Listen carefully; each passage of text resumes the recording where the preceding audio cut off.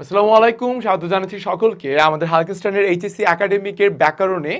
আজকে একটি গুরুত্বপূর্ণ টপিক পড়ব, সেটি হলো কি ব্যাকরণিক শব্দশ্রেণী, এবং এরপরে আমরা দেখব বাংলা ভাষার অপপ্রয়োগ এবং শুদ্ধ প্রয়োগ, অর্থাৎ দুইটি খুবই গুরুত্বপূর্ণ এবং সহজে নাম্বার পাওয়া যাবে এমন একটা ব্যবস্থা বা এমন একটা আইটেম, দুইটা আইটেম আমরা দেখব। অলরেডি তোমাদেরকে বলেছি, ঠিক আছে, যে সহজে নাম্বার পাওয়া যাবে, সহজে নাম্বার পাওয়া যাবে এমন দুইটি আইটেম আজকে আমরা দেখব, যেটি আমরা পড়ে বা আয়ত্ত করে যখন আমরা পরীক্ষায় লিখবো, তুমি সায়েন্স স্টুডেন্ট হও, আর্টসের, কমার্সের, ডাজেন্ট ম্যাটার। বিষয়টা হচ্ছে এখানে যে তুমি সহজে নাম্বারটা পেয়ে পাবা, একদম অ্যাকচুয়াল নাম্বারটা পাবা যদি তুমি এগুলো প্রশ্ন উত্তর দিয়ে থাকো প্রপার ওয়েতে, ঠিক আছে। এবং যাতে তুমি প্রপার ওয়েতে উত্তর দিতে পারো, এই জন্যই আজকে আমাদের এই প্রোগ্রামটা এবং আজকের এই আমাদের ক্লাসটা, যেই ক্লাসে তুমি তো কোশ্চেনের অ্যান্সারগুলা প্রপার ওয়েতে, অর্থাৎ সঠিক পদ্ধতিতে এবং কিংবা সুসংগঠিত পদ্ধতিতে তুমি হচ্ছে এগুলোর উত্তর লিখতে পারবা। বোঝা গেছে? এখন আমরা একটা বিষয় বলি, আমি তোমাদের বরাবরই একটা বিষয় বলে আসছি যে আমাদের এই বাংলা ব্যাকরণ একদমই ম্যাথের মতো, বোর্ডের জন্য, ঠিক আছে। আমি উপরে লিখে দিচ্ছি এইচএসসির জন্য। কেন? কারণ বিগত বছরের যে বোর্ড কোশ্চেনগুলো আছে ভাইপুরা, বিগত বছরের যে প্রশ্নগুলা, এগুলোই কিন্তু বারবার রিপিট হয়, এগুলোই বারবার রিপিট হয়। আমরা বাক্যতত্ত্ব যখন পড়েছি তখন দেখেছি আমরা একটা প্রশ্ন 14 বার আসছে বোর্ডে। কতবার? 14 বার। তাহলে এই যে ব্যাকরণগুলো, এগুলো কিন্তু নতুন করে তৈরি করার যে একটা ইচ্ছা কোনো শিক্ষা বোর্ডের থাকে না, সময়ও থাকে না, এবং এগুলো বারবার রিপিটেশনের উপরেই রাখে। এই কারণে যারা স্পেশালি তোমরা সায়েন্স ব্যাকগ্রাউন্ডের স্টুডেন্ট আছো, যাদের কিনা সময় নাই বাংলা ব্যাকরণ বুঝার, যেখানে তোমরা বায়োলজি, কেমিস্ট্রি বুঝতেছো অনেক প্যারা নিয়ে, ম্যাথ বুঝতেছো প্যারা নিয়ে, তাদের জন্য এই ক্লাসগুলো, তারা তোমরা ক্লাসগুলো কন্টিনিউ করো, আমাদের সাথে দেখো, প্রোগ্রামগুলো থাকো। তোমরা এখানে যখন পড়াশোনা শেষ করবা, তার সেখানেই তোমরা দেখবা সুন্দর একটা কমন বিষয় পাচ্ছ, ঠিক আছে। সো আজকের ক্লাসটা আমরা আর দেরি না করে শুরু করব, ব্যাকরণিক শব্দশ্রেণীতে চলে যাব। তাহলে শুরুতে আসছে কি ব্যাকরণিক শব্দশ্রেণী বলতে কি বোঝায়, কত প্রকার, কি কি, উদাহরণ সহ লেখো। চলো দেখা যাক। ব্যাকরণগত অবস্থানের ভিত্তিতে বাংলা ভাষার শব্দসমূহকে যে কয় ভাগে বিভক্ত করা হয়েছে তাকে বলা হচ্ছে ব্যাকরণিক শব্দশ্রেণী। কি বলা হচ্ছে দেখো, বলা হচ্ছে ব্যাকরণগত অবস্থানের ভিত্তিতে বাংলা ভাষার শব্দসমূহকে। তাহলে কিসের ভিত্তিতে ব্যাপুরা? ব্যাকরণগত অবস্থানের ভিত্তিতে। এবং বাংলা ভাষার যে শব্দশ্রেণী, এই শব্দসমূহকে যেই কয় ভাগে ভাগ করা হচ্ছে তাকেই বলা হচ্ছে ব্যাকরণিক শব্দশ্রেণী। ব্যাকরণিক শব্দশ্রেণী মোট কত বলা হচ্ছে? 8 প্রকার, ঠিক আছে। ব্যাকরণ শব্দশ্রেণী মোট কত বলা হচ্ছে? 8 প্রকার। সেগুলো কি কি? প্রথমটাই দেখতে পাচ্ছি বিশেষ্য। আচ্ছা, ব্যাকরণ শব্দশ্রেণীর সংজ্ঞাটা তাহলে আমরা বুঝতে পেরেছি, ব্যাকরণিক অবস্থানগত কারণে যে কয় ভাগে ব্যাকরণের ভাগ করা হয় তাকে বলা হচ্ছে ব্যাকরণিক শব্দশ্রেণী। এখন আমরা আসছি বিশেষ্যতে। বিশেষ্য মানে কি ভাইয়া? নাউন। একটা কথা আমি বাক্যতত্ত্ব ক্লাসেও বলেছি, আবারও বলতে আছি, সেটা হলো যে আমরা যদি বাংলা ব্যাকরণ ভালো না বুঝি, কোনো প্যারা নাই, কোনো সমস্যা নাই, কিন্তু আমরা কি ইংলিশ গ্রামারটাকে ভালো মতো বুঝি? হ্যাঁ ভাই, আমি বুঝি। তাহলে তোমার জন্য সুবিধা কেন জানো? তুমি ইংলিশ গ্রামারে যেটা পড়েছো ভালো মতো, তুমি জাস্ট রিলেট করো বাংলা গ্রামারের প্রতি। যেমন ইংলিশ গ্রামারে কি বলা হয়? নাউন, বাংলায় সেটা বিশেষ্য, একই বৈশিষ্ট্য বহন করে ভাই, ঠিক আছে। এইভাবেই আমরা আগাবো। যেমন দেখো, যে শব্দশ্রেণী দ্বারা কোনো ব্যক্তি, জাতি, সমষ্টি, বস্তু, স্থান, কাল, ভাব, কর্ম বা গুণের নাম বোঝায়, কি বোঝায়? নাম বোঝায়, তাকেই বলা হচ্ছে বিশেষ্য। ভাই ক্লাস 5, 6 থেকে পড়ে আসতেছিস বাপ, বিশেষ্য কাকে বলে? নাম জাতীয়। নাউন কি? Noun, noun is a naming word, right? So এই যে একটা জিনিস থেকে, যেমন থালা, বাটি, ঢাকা ইত্যাদি, এই বিষয়টাই ঘুরে ফিরে আবার আসছে ইন্টারে। পরবর্তী প্রোনাউন, সর্বনাম। নাউনের পরিবর্তে যেটি ব্যবহৃত হয়, যেমন দেখো এখানেই বলছে বিশেষ্যের পরিবর্তে যেটি ব্যবহৃত হয় তাকেই বলা হচ্ছে সর্বনাম। সর্বনাম সাধারণত পূর্বে ব্যবহৃত বিশেষ্যের প্রতিনিধিত্বকারী শব্দ হিসেবে কাজ করে। যেমন অবনী 8ম শ্রেণীতে পড়ে, সে নিয়মিত স্কুলে যায়। এই যে দেখো, অবনীর পরিবর্তে সর্বনাম ইউজ হয়েছে সে, তাহলে এটা সর্বনাম। পরবর্তী চলে যাব আমরা, বিশেষণ। যে শব্দশ্রেণী দ্বারা বিশেষ্য সর্বনাম ক্রিয়ার দোষ, গুণ, অবস্থা, সংখ্যা, পরিমাণ বোঝায়, নাউন এবং প্রোনাউনের দোষ, গুণ এগুলা বোঝায়, তাকে আমরা বলছি অ্যাডজেক্টিভ, অর্থাৎ বিশেষণ, তাই না? আমরা তো এটা অবশ্যই জানি। তাহলে বিশেষণ কি হচ্ছে? নীলপরি, ঠিক আছে। পরবর্তী চলে যাচ্ছি আমরা, ক্রিয়া। যে শব্দশ্রেণী দ্বারা কোনো কিছু করা, থাকা, হওয়া, ঘটা ইত্যাদি বোঝায় তাকে বলা হচ্ছে ক্রিয়া, অর্থাৎ ভার্ব, ঠিক আছে। কোনো কিছু থাকা, কোয়া, যেমন নিজাম কাঁদছে, ওকে, এই যে কান্না করাটা হচ্ছে একটা ক্রিয়া, কাজ বুঝাচ্ছে তার একটা। পরবর্তী, ক্রিয়া বিশেষণ। যে শব্দ বাক্যের ক্রিয়াকে বিশেষায়িত করে তাকে ক্রিয়া বিশেষণ বলা হচ্ছে। কি বলা হচ্ছে দেখো, যে শব্দ বাক্যের ক্রিয়াকে বিশেষিত করে, ক্রিয়াকে একটু মডিফাই করছে, ইমফ্যাসিস করছে, তাকেই বলা হচ্ছে কিনা ক্রিয়া বিশেষণ। যেমন বাসটি দ্রুত চলতে শুরু করলো, দেখো চলাটা হচ্ছে সাধারণত এখানে ক্রিয়া, ক্রিয়াকে আবার বিশেষায়িত করছে দ্রুত শব্দটা দিয়ে, অর্থাৎ এটাই হলো আমাদের ক্রিয়া বিশেষণ। যোজক, যে শব্দ একটি বাক্যাংশের সঙ্গে অপর একটি বাক্যাংশ অথবা বাক্যের একটি শব্দের সঙ্গে অপর একটি শব্দের কি করে ভাইয়া, সংযোজন, বিয়োজন কিংবা সংকোচন ঘটায়, অর্থাৎ প্লাস মাইনাস কিছুটা কমানো, তাকে বলা হচ্ছে যোজক। যেমন তুমি খাবে আর আবির পড়বে, ঠিক আছে, তুমি খাবে আর আবির পড়বে, তাহলে আর দিয়ে একটা কি করে নতুন বাক্য সংযোগ করছে। পরবর্তী চলে যায় অনুসর্গ, যে শব্দ কখনো স্বাধীন রূপে কখনো আবার কখনো শব্দ বিভক্তির ন্যায় বাক্যে ব্যবহৃত হয়ে বাক্যের অর্থ প্রকাশে সাহায্য করে, তাকে বলা হচ্ছে অনুসর্গ। যেমন ওকে দিয়ে এ কাজ হবে না, এই যে দিয়ে, দ্বারা, দিয়ে, কর্তৃক বা হইতে থেকে চেয়ে, এগুলা কিন্তু হলো অনুসর্গের উদাহরণ, ঠিক আছে। ওকে, পরবর্তী চলে যাই। আবেগ শব্দ, ইমোশন, যে শব্দ মনের বিশেষ ভাব বা আবেগ প্রকাশে সহায়তা করে তাকে বলা হচ্ছে আবেগ শব্দ। যেমন বা সে তো আজ ভালোই খেলছে, এই যে এখানে আমরা একটা আবেগ প্রমাণ করছি, কিংবা ছি তুমি এত নীচ, ছি তুমি এত খারাপ, এই যে ছি বলছি না, এটাও কিন্তু একটা আবেগ শব্দের উদাহরণ, ঠিক আছে। পরবর্তী চলে যাব আমরা, সেকেন্ড কোশ্চেন, উদাহরণ সহ বিশেষ্য পদের শ্রেণীবিভাগ আলোচনা করো। সো নাউনের আমরা আলোচনা করতে বলেছে, যে শব্দ শ্রেণী দ্বারা কোনো ব্যক্তি, জাতি, সমষ্টি, বস্তু, স্থান, কাল, ভাব, কর্ম বা গুণের কি বোঝায় ভাইয়া, নাম বোঝায়, তাকেই বলা হচ্ছে বিশেষ্য। যেমন থালা, বাটি, ঢাকা ইত্যাদি বা টাকা ইত্যাদি। বিশেষ্য পদ প্রধানত কয় প্রকার, বিশেষ্য পদ প্রধানত 6 প্রকার, ঠিক আছে। তো বিশেষ্য পদ প্রধানত কয় প্রকার দেখতে পেলাম আমরা, 6 প্রকার। কি কি, সংজ্ঞা বা নামবাচক বিশেষ্য, যে শব্দ দ্বারা সুনির্দিষ্টভাবে কোনো ব্যক্তি, স্থান, দেশ, দিন, মাস, বই, গল্প, নাটক, উপন্যাস, কবিতা, পত্রিকা, চিত্রকর্ম, শিল্পকর্ম ইত্যাদির নাম, আর কোথায় নাম বুঝাবে যে কোনো কিছুর, তাকেই বোঝাচ্ছে কি তার সেই, তাকেই বলছে সংজ্ঞা কিংবা নামবাচক বিশেষ্য। যেমন শ্রীকান্ত, কমলা, তায়েব, পিয়াল, আষাঢ়, বঙ্গভাষা, সংসপ্ত, এগুলাই হচ্ছে কি আমাদের নামবাচক বিশেষ্যর উদাহরণ, ঠিক আছে। পরবর্তী চলে যায় সাধারণ বিশেষ্য, সেটা কি, যে শব্দ দ্বারা কোনো প্রাণী, উদ্ভিদ, পদার্থ বা অন্য কোনো জাতি বা শ্রেণীর নাম বোঝায়, তাকে বলা হচ্ছে সাধারণ বিশেষ্য। যেমন মানুষ, পাখি, নদী, পাহাড়, এই যে মানুষ একটা জাতির নাম, ঠিক আছে, বা নদী, পাহাড়, পাখি এগুলো একটা জাতির নাম, ঠিক আছে। তো এগুলাকে বোঝাচ্ছে আমার সাধারণ বিশেষ্য। পরবর্তী ক্রিয়া বিশেষ্য, যে বিশেষ্য দ্বারা কোনো ক্রিয়া বা কাজের নাম বোঝায়, কি বলছে, ক্রিয়া কিংবা কাজের নাম, ওকে, তাকে বলা হচ্ছে ক্রিয়া বিশেষ্য। যেমন দেখা, শোনা, করা, খাওয়া, ধরা ইত্যাদি, ঠিক আছে, যে সে দেখতে গিয়েছে, সে শুনতে গিয়েছে, ওকে, বা সে শুনছে, সে খাচ্ছে, সে করছে, এগুলাই হচ্ছে কি আমার ক্রিয়া বিশেষ্য। পরবর্তী বিশেষণ জাত বিশেষ্য, বিশেষণের সঙ্গে বিশেষ্যকারী অন্তঃপ্রত্যয় যোগ করে যে বিশেষ্য গঠিত হয়, তাকেই বলা হচ্ছে বিশেষণ জাত বিশেষ্য। যেমন লক্ষ্য করি আমরা, উদাহরণে দেখলাম বিষয়টা ক্লিয়ার হবে। ঘনত্ব, ঘনযোগ তয়ব, পটুত্ব, পটুযোগ তয়ব, নষ্টামি, নষ্টযোগ আমি, নষ্টামি। তাহলে আমরা কি দেখলাম, বিশেষণের সঙ্গে বিশেষ্যকারী অন্তঃপ্রত্যয়, ঠিক আছে, অর্থাৎ এই যে ভাইয়া যুক্ত হচ্ছে না তয়ব, তয়ব বা আমি, এগুলো হচ্ছে বিশেষ্যকারী অন্তঃপ্রত্যয়। অন্তঃপ্রত্যয়ের অর্থ কি ভাইয়া, অন্তঃপ্রত্যয়ের অর্থ হলো যেটা শেষে যোগ হয়, ঠিক আছে। উপসর্গ কিন্তু শুরুতে যোগ হয়, কিন্তু প্রত্যয় কোথায় যোগ হয়, প্রত্যয় কিন্তু পরে, ঠিক আছে, উপসর্গ কি হয় আগে, প্রত্যয় যোগ হয় পরে। সো এই বিষয়টা এখানে বলছে অন্তঃপ্রত্যয়, ঠিক আছে। আমরা এখন চলে যাব পরের আলোচনায়, প্রয়োগ নির্ধারিত বিশেষ্য, সেটা কি, প্রয়োগজনিত কারণে যে বিশেষণ কখনো বিশেষের ভূমিকা গ্রহণ করে তাকে প্রয়োগ নির্ধারিত বিশেষ্য বা প্রয়োগ বিশেষ্য বলা হচ্ছে।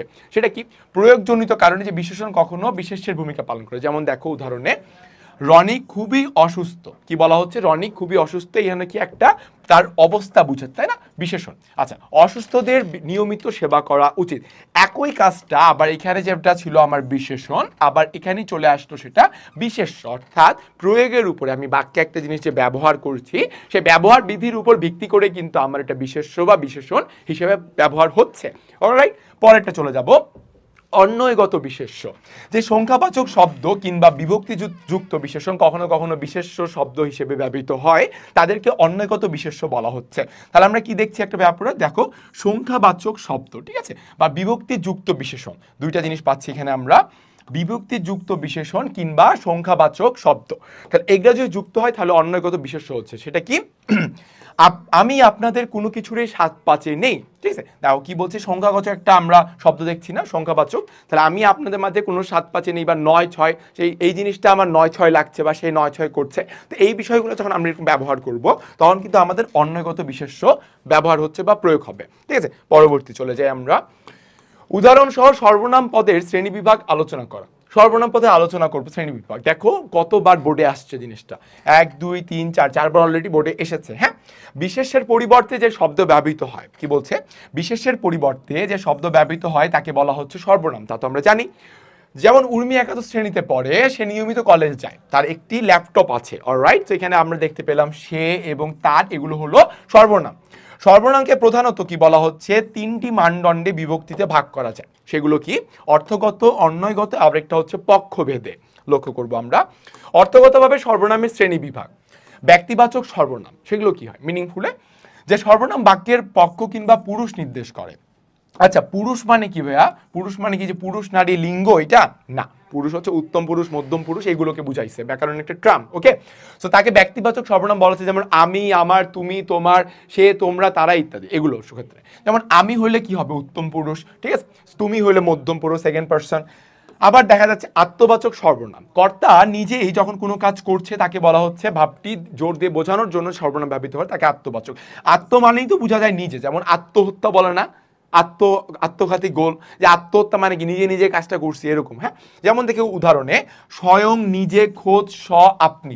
যেমন মনে করো যে বলছে একজন যে স্বয়ং সে কাজটি নিজেই করেছে, এই যে হয়ে গেল। পারস্পরিক সর্বনাম, দুপক্ষের সহযোগ কিংবা পারস্পরিকতা বোঝাতে যে সর্বনাম ব্যবহৃত হয় তাকে পারস্পরিক সর্বনাম বলা হচ্ছে। দুইটা পক্ষের মধ্যে একটা রিলেশন থাকবে, সেটা কি? যেমন পরস্পর পরিচিত, কি বলছে? পরস্পর পরিচিত, ঠিক আছে। পরবর্তী, ওরা নিজেরাই সমস্যা মিটিয়ে ফেলবে। যেমন কি বলা হচ্ছে, দেখো ওরা নিজেরাই সমস্যা মিটিয়ে ফেলবে। যেমন তোমরা যদি এখানে কোনো নাম ইউজ করো, ধরো যে তায়েফ এবং রাফা নিজেদের মধ্যে সমস্যা মিটিয়ে ফেলবে, ঠিক আছে। তো এইটা আমাদের বোঝানো যাচ্ছে। পরবর্তী চলে যাই আমরা। সকলবাচক কিংবা সর্বনাম, সকলবাচক সর্বনামের দিকে যাব আমরা। ব্যক্তি, বস্তু বা ভাবের সমষ্টি বোঝাতে যে সর্বনাম ব্যবহৃত হয় তাকে বলা হচ্ছে সকলবাচক সর্বনাম। তাহলে কি? ভাবের সমষ্টি বোঝাতে, ব্যক্তি, বস্তু বা ভাবের সমষ্টি একটা আমার কি আসবে? একত্রিত একটা অবস্থা আসবে। যেমন সবাই কফি খেতে চাচ্ছে, সকলেই সাহায্য পেয়েছে, ঠিক আছে। তো একটা আমরা কি দেখতে পাচ্ছি ভাইয়া? সমষ্টি। পরবর্তী চলে যাব অন্যবাচক সর্বনাম। নিজ ভিন্ন কোনো অন্য কোনো অনির্দিষ্ট ব্যক্তিকে বোঝাতে যে সর্বনাম ব্যবহৃত হয় তাকে বোঝাচ্ছে অন্যবাচক। সেটা কি? অন্যবাচকে অপরে পারলে তুমি কেন পারবে না, অন্যের কথা বলো না, ঠিক আছে। অর্থাৎ দেখা যাচ্ছে যে একটা অন্য মানুষকে বোঝাচ্ছে, এই জন্য বলতেছে অন্যবাচক সর্বনামের কথা। পরবর্তী নির্দেশকবাচক সর্বনাম, সেটা কি? যে সর্বনাম বক্তার নিকট থেকে কাছের কিংবা দূরের কিছু নির্দেশ করে, অর্থাৎ বলছে নির্দেশক কিন্তু, ঠিক আছে, আইডেন্টিফাই করবে। হ্যাঁ, তো সেটা দেখছি আমরা, তাকে নির্দেশক সর্বনাম বলা হচ্ছে। যেমন এ, ও, ইনি, উনি। যেমন বলতে পারি যে এ ও, বা বলতে পারি যে ইনি আশেক ভাই, ইনি ইপ্তি ভাই, এরকম করে আমাদের মধ্যে কিন্তু হইতেই পারে বিষয়টা, ঠিক আছে। তো পরবর্তী চলে যাই অনির্দিষ্ট সর্বনাম। দেখো অনির্দিষ্ট কিংবা পরিচয়হীন কোনো কিছু যদি বোঝায় সে সর্বনাম, তাকে বলা হয় কি? তাকে বলা হচ্ছে অনির্দিষ্ট সর্বনাম। মানে বিষয়টা হয়ে গেল কি, যে বেওয়ারিশ, লাওয়ারিশ থাকে না, এরকম একটা, মানে যার পরিচয় নেই। দেখো কি বলা হচ্ছে, এখানে কেউ নেই, আমার কিছু বলার নেই, মানে একদম অনির্দিষ্ট, মানে কি বলবে বা এখানে কেউ আছে কিনা তাকে চিনি না, এই জন্য এরকম করে বলা হচ্ছে। এটাই হচ্ছে আমাদের অনির্দিষ্ট সর্বনাম, ঠিক আছে। পরবর্তীতে যাই আমরা অর্থগতভাবে দেখলাম, এখন দেখবো আমরা অন্বয়গতভাবে সর্বনামের শ্রেণী বিভাগটা কি বোঝায়। দেখো প্রশ্নবাচক শ্রেণী বিভাগ বা প্রশ্নবাচক সর্বনাম, প্রত্যক্ষ বা পরোক্ষ প্রশ্নের জন্য যে সর্বনাম ব্যবহৃত হয় তাকে বলা হচ্ছে প্রশ্নবাচক সর্বনাম। সেগুলো কি? কে যাবে, কারা খাবে, ঠিক আছে। প্রত্যক্ষ পরোক্ষ, দেখো কে, এটা কিন্তু হলো কি সরাসরি প্রত্যক্ষ, আবার কারা খাবে, ঠিক আছে। তো এটা বলছে কি পরোক্ষ হচ্ছে, কারা কারা যাবে এটা তো জানা, ওকে। পরবর্তী দেখি আমরা সংযোগবাচক সর্বনাম, সংযোগ করবে, যে সর্বনাম দ্বারা দুটি বাক্য সংযোগ ঘটানো হয় তাকে বলা হচ্ছে সংযোগবাচক সর্বনাম। সেটা কি? দেখো হাটে গিয়ে দেখি যে সে চলে গেছে, আমি বলি কি তুই আজ থেকেই যা। এই যে দেখো জাস্ট এই যে যা, যে কিংবা বলি কি, এই দুইটা দিয়ে কিন্তু দুইটা বাক্যের একটা কানেকশন দিচ্ছে। তো আমরা ইংরেজিতে কি পড়েছি? কানেক্টর পড়েছি। এরকম একটা সংযোগ জ্ঞাপক একটা সর্বনাম ব্যবহৃত হচ্ছে। পরবর্তী সাপেক্ষবাচক সর্বনাম বা সাপেক্ষ সর্বনাম, তা কি?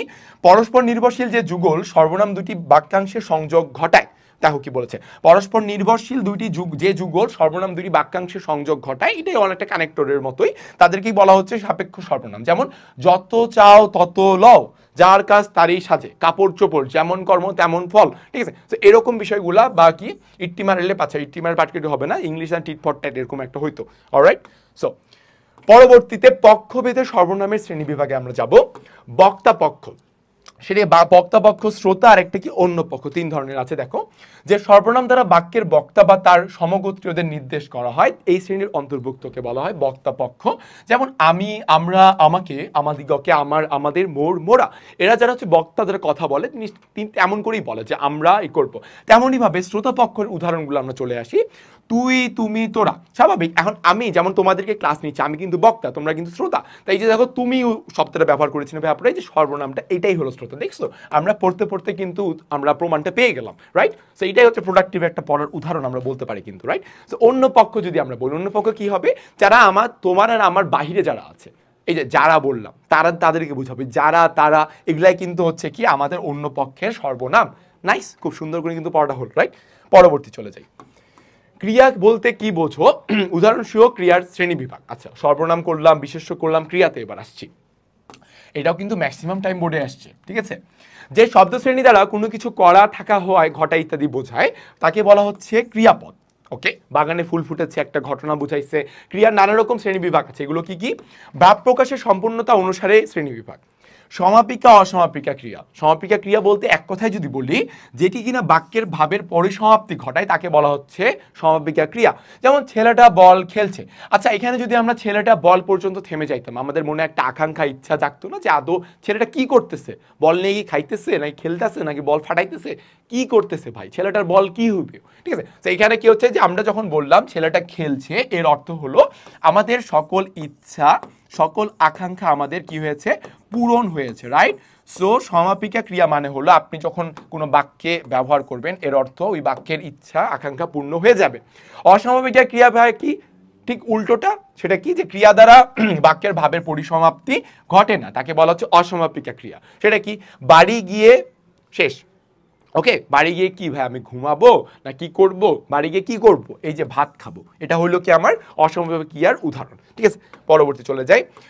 কর্মপদ সংক্রান্ত ভূমিকা অনুসারে শ্রেণীবিভাগ। সকর্মক, অকর্মক, দ্বিকর্মক, প্রযোজক। ভাই এগুলো তোমরা পড়ছো না ক্লাস 9-10-এ, কিছু মনে পড়ে না? মনে পড়লে রিল্যাক্স, আমি তো আসি মনে করা দেওয়ার জন্য। দেখো, সকর্মক কি, যে ক্রিয়া কর্মপদ যুক্ত তাকে সকর্মক বলা হচ্ছে, অর্থাৎ ওই ক্রিয়ার মধ্যে একটা কর্ম থাকবে। যেমন লোকটি গান শুনছে। আচ্ছা, এখানে যদি লোকটি শুনছে যদি থাকতো, ওকে বাক্য হবে কিন্তু, বাট এখানে কোনো কর্ম থাকবে, থাকবে না, কারণ লোকটি কি শুনছে, আয়াত, কোরআন তেলাওয়াত, পড়া, গান, নাকি বইয়ের বকুনি, কোনটা শুনতেছে? তাহলে কি হবে, এখানে আমার গান শুনতেছে, তার মানে এটা একটা সকর্ম। তাহলে অকর্ম কি হবে, যেটা থাকবে না, ওই যে লোকটি শুনছে, ছেড়ে দাও, চালাই দেন ভাই, হয়ে গেল, চলবে না কেন, কারণ এখানে কোনো কর্ম নাই, তাহলে এটা অকর্মক। ওকে, পরবর্তী দ্বিকর্মকে কি হবে, যে বাক্যে দুইটা কর্ম থাকছে তাকে বলা হচ্ছে আমার দ্বিকর্মক। যেমন আমি মিতাকে একটি ফুল দিয়েছি, তাহলে আমি কি দিয়েছি, ফুল, কাকে দিয়েছি, মিতাকে, দুইটা কর্ম আমরা কি পাইছি, অবশ্যই। প্রযোজক ক্রিয়া কি, কর্তার যে ক্রিয়া অন্যকে দিয়ে করানো বোঝায়, তাকে বলা হয় প্রযোজক ক্রিয়া। অর্থাৎ কর্তা, সাবজেক্ট যিনি, আমি মনে করো আমি একটা কাজ করছি না, ঠিক আছে, ছাত্রদের অঙ্ক দেখাচ্ছেন, যেমন আমি কাজটা তোমাদেরকে পড়াচ্ছি, তাই না, ব্যাকরণটা পড়াচ্ছি, তাহলে আমি শিক্ষক হিসেবে তোমাদেরকে পড়াচ্ছি, তোমরা পড়তেছো, তাহলে এই কাজটা তোমরা আমার হয়ে করতেছো, এই জিনিসটাই কিন্তু এখানে বুঝাইছে যে নিজের কাজ অন্যকে দিয়ে করানোকে বোঝাচ্ছে প্রযোজক ক্রিয়ার উদাহরণ। ওকে, গঠন বৈশিষ্ট্য অনুসারে, ভাই আমরা এগুলা আলোচনা করেছি, তাই না, যৌগিক ক্রিয়া মনে আছে, যৌগিক ক্রিয়াটা কি, এই ধরনের ক্রিয়া একটি সমাপিকা এবং একটি অসমাপিকা ক্রিয়া যোগে গঠিত হয়। দ্যাট মিন কি বলতেছে ভাইয়া, যৌগিক ক্রিয়া একটা সমাপিকা ক্রিয়া থাকবে আর একটা অসমাপিকা ক্রিয়া থাকবে, এই দুই মিশ্রণে আমার যৌগিক ক্রিয়া হবে এবং সম্প্রসারিত একটি অর্থ প্রকাশ করবে। কি করবে, সম্প্রসারিত একটি অর্থ প্রকাশ করে। যেমন এসে বসা, খেয়ে যাওয়া, দৌড়াতে থাকা। আচ্ছা, এখানে এসে এটা হলো কি আমাদের অসমাপিকা ক্রিয়া, বসা হলো সমাপিকা, খেয়ে অর্থাৎ অসমাপিকা, যাওয়া সমাপিকা, দৌড়াতে অসমাপিকা, থাকা সমাপিকা, দুই মিশ্রণে আমার কিন্তু ক্রিয়াটা গঠিত হচ্ছে, এই জন্যই বলা হচ্ছে এটাকে যৌগিক ক্রিয়া। ওকে, পরেরটা সংযোগমূলক বা মিশ্র ক্রিয়া। দেখো বিশেষ্য বিশেষণ বা ধনাত্মক অব্যয়ের সাথে সমাপিকা ক্রিয়া যোগ করে যে ক্রিয়া গঠিত হয়, কোন ক্রিয়া গঠিত হবে ভাইয়া? সমাপিকা ক্রিয়া গঠিত হবে, ঠিক আছে? বিশেষ্য বিশেষণ এবং অব্যয়ের সাথে, ঠিক আছে? বিশেষ্য বিশেষণের ধনাত্মকের সাথে সমাপিকা ক্রিয়া। সমাপিকা ক্রিয়া মানে তো আমরা জানি সেটা কি, যে ক্রিয়ায় হচ্ছে আমাদের কি হবে, যে ক্রিয়ায় হচ্ছে আমাদের ইচ্ছা আকাঙ্ক্ষা পূর্ণ হয় তাকেই বলা হচ্ছে আমাদের সমাপিকা ক্রিয়া। ওকে, পরবর্তী চলে যাচ্ছে উদাহরণ, যেমন দেখি নাচ করা, মশা মারা ইত্যাদি। পরবর্তী অস্থি নেতি অনুসারে শ্রেণী বিভাগ, সেগুলো কি ভাইয়া? অস্থিবাচক ক্রিয়া, আরেকটা হচ্ছে নেতিবাচক ক্রিয়া, দ্যাটস মিন অ্যাফার্মেটিভ, আরেকটা হচ্ছে কি নেগেটিভ। দেখো যে ক্রিয়া দ্বারা অস্থিবাচক বা হ্যাবোধক অর্থ বোঝায় তাকে বলা হচ্ছে কি অস্থিবাচক ক্রিয়া। যেমন উদাহরণে আমরা দেখতে পেলাম আমি খাবো। একইভাবে নেতিবাচক ক্রিয়াতে যেটি নেতিবাচক বা না বোধক একটা অর্থ বোঝাচ্ছে তাকে বলা হচ্ছে নেতিবাচক ক্রিয়া। সেটা কি? আমি খাইনি। বোঝা গেছে?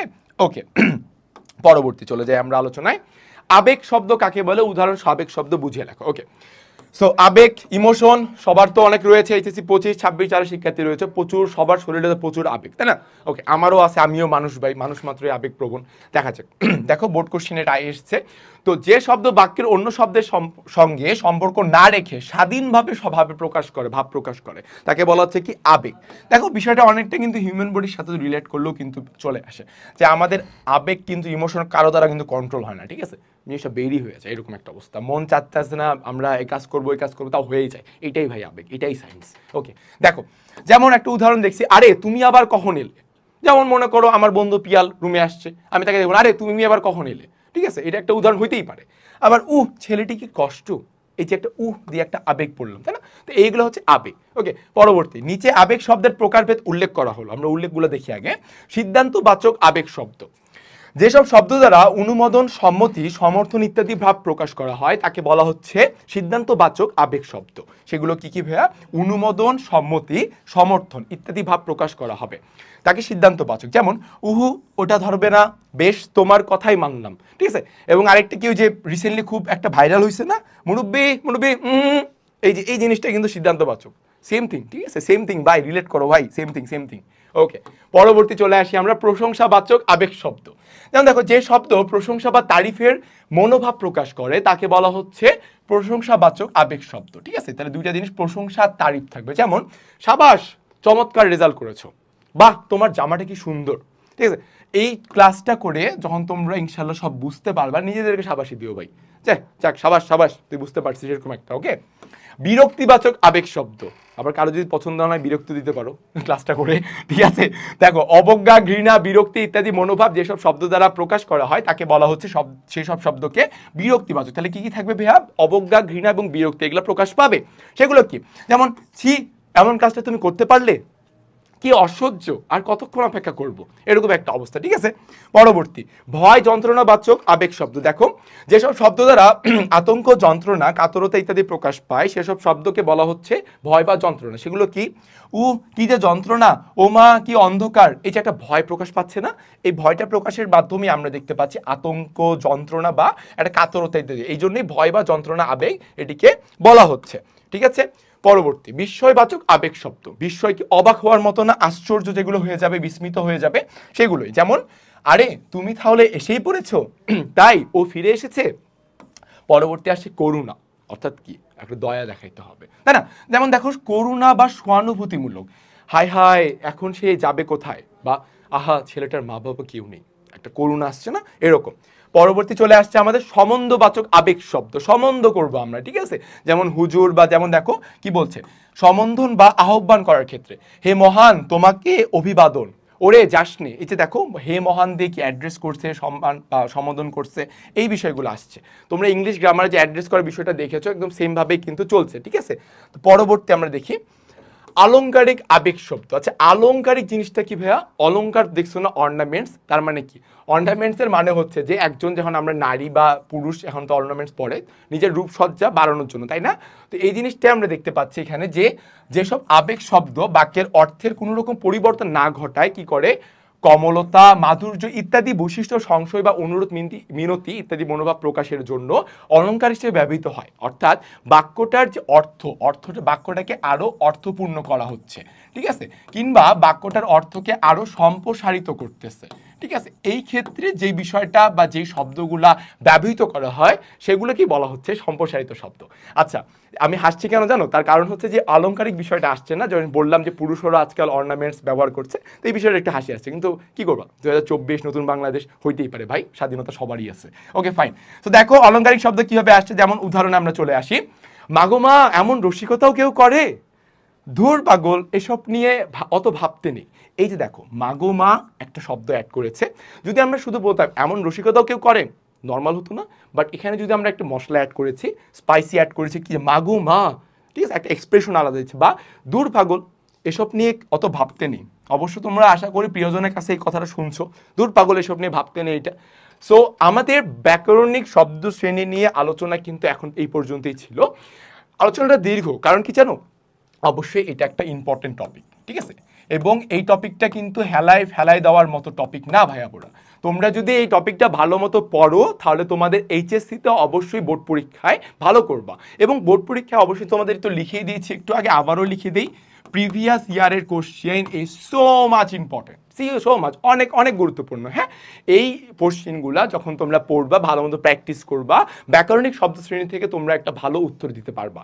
এবং আমাদের নেক্সট টপিক যেটা আমরা আলোচনা করব, বাংলা ভাষার অপপ্রয়োগ এবং শুদ্ধ প্রয়োগ, সেই বিষয়ে আমরা এসে সঠিকভাবে আলোচনা করে আরও ব্যাকরণে ভালো করা যায়, কিভাবে সহজে কিভাবে নাম্বার পাওয়া যায় সেটা দেখব। তো ব্যাকরণ শব্দ শ্রেণী আশা করি সবাই ভালো করে শুরু করে বুঝেছো। এখন আমরা আলোচনা করব বাংলা ভাষার শুদ্ধ প্রয়োগ এবং অপপ্রয়োগ।